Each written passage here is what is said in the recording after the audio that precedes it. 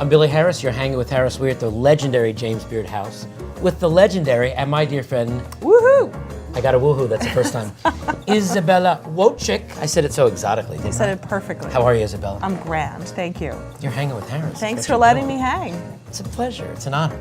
So before we even talk about the Beard House, Yeah. where are you from? I always ask people, where are you from? Poland, Poland. where we grew everything. So I grew up in that kind of, You did. seasonal, had our own orchard, garden, chickens, the whole 9 yards. The whole 9 yards. So I think, my flavor memory is there, and I sure. love food. But some people don't have that background already. Well, in high school, I had a job. It was, my best friend's father owned a jazz club and a restaurant, and it was Okay. the place and the people and the stories and the food and the sounds of a restaurant kind of humming. So there's things That's that what get got me embedded interested. into your DNA a little bit. Jump cut X many Yes. years later, you're now at the James Beard House. That's right. How long have you been part of the Beard family? So 12 years in this capacity of programming. And that was my next question. The official title is Director of House Programming. Director of House Programming. So we're James in this Beard legendary house, the James Beard House. There's over 200 events a year here. 200 plus events, and Plus. most of them are dinners, Yeah. like we experience every day, which is, past hors d'oeuvres, a seated tasting menu, Sure. walking through the kitchen.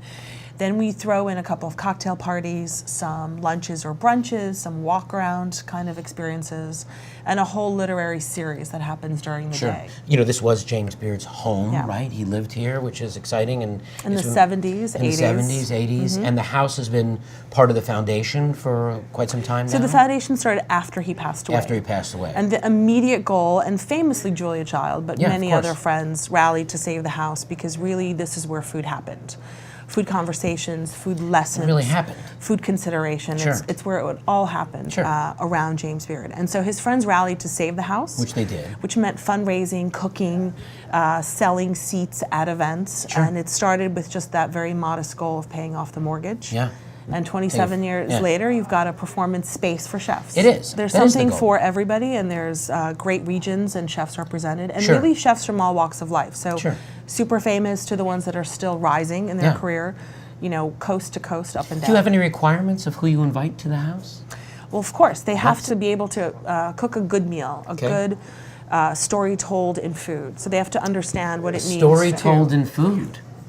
But it's a shared experience, to be honest. So Sure. you could walk in this house and be really passionate about food, really up to date on who's cooking what, who's famous, who's important. yeah. But you can equally come and want to sit with friends and eat a meal. And if Yeah. you can sit and eat and share, then you're a candidate for here. And That's what happens of course. here.